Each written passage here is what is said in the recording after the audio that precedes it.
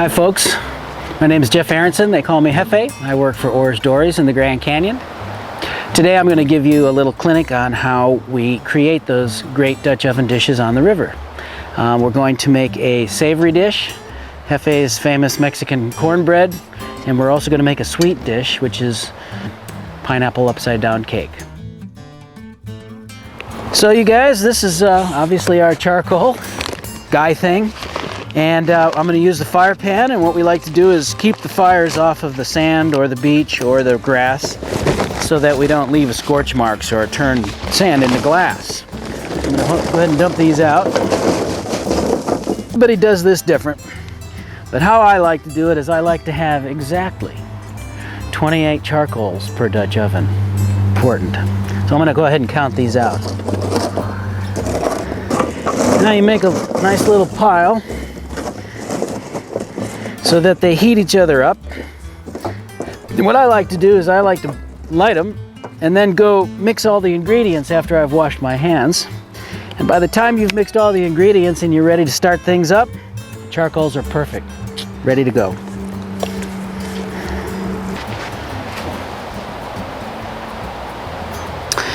So now that we have the fire going, we'll start mixing up our ingredients. Most of the time on commercial river trips, we'll use a pre-mix box, and in this case we're using the Krusty's cornbread.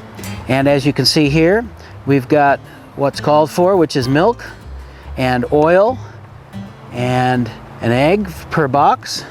And we're also going to add some special ingredients. In this case, we're going to add whole corn and chilies.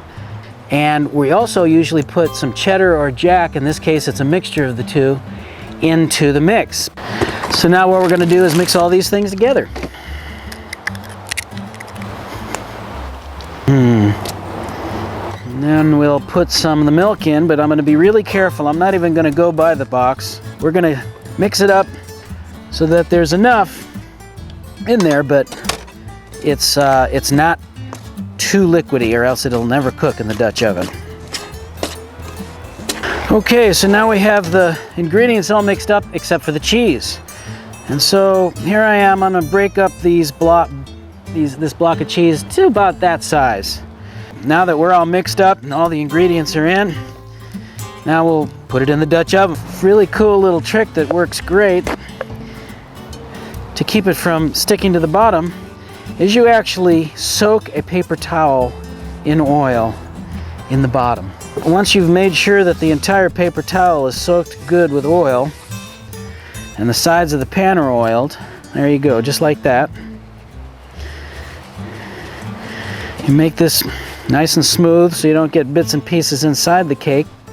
Once we've cooked the Dutch oven, the cake, and then we're trying to serve it, we just turn it upside down, and this cake will just peel right out of the bottom of the Dutch oven, and bam, you're done. It makes it super easy to clean, super easy to get out, and super easy to clean when you're done. So here we cover it so that no dust or dirt or sand or bugs can get into it, and this guy's ready to go. So normally you'll only do one, and that'll be ready. Then you'll be ready to put the charcoals on. But in this case, we're going to do a double-decker. Okay, now that we've done with the cornbread, we're going to start on Rio's pineapple upside down cake. So here's all the ingredients. What it calls for is vegetable oil and eggs, and it calls for water. We're going to add a little water, but we may add a little milk as well. But because of the pineapple upside down part, we're going to pre-cook some butter with some brown sugar in it in the bottom. And after we've pre-cooked that, we're going to lay the pineapple rings inside that cooked roux of sugary butter, and then we'll pour the mixed cake on top of that. We've already pre-oiled the sides of the pan, so it's going to fall out. Okay, so we're ready to put the lid on now. And then you make sure you got a nice airtight seal, and then you lift it and bring it over to where you're going to cook everything up. The key here in the double Dutch oven cooking, one on top of the other, the double decker, is to make sure that you know which cake is going to be able to take a little bit more heat underneath. Now I like to have 5 or 6 coals underneath But the basic idea is that you put very few coals underneath, and you put most of the coals touching each other around the rim of the top of so it's baking from the top instead of frying from the bottom. You'll burn things if you don't do that properly. So you want to make sure you're pretty level. So now that we've got the double layer on, we're going to put the ring around the top here, just like we did on the bottom. Now you can see I'm putting on the top, a few in the middle like I would normally on a single decker, one Dutch oven.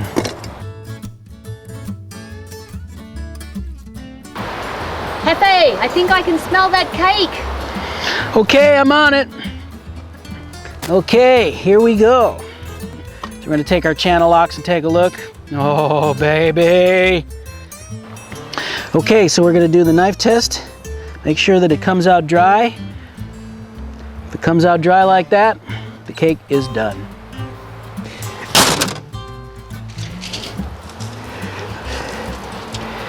Oh, baby! Woohoo! Oh, yes.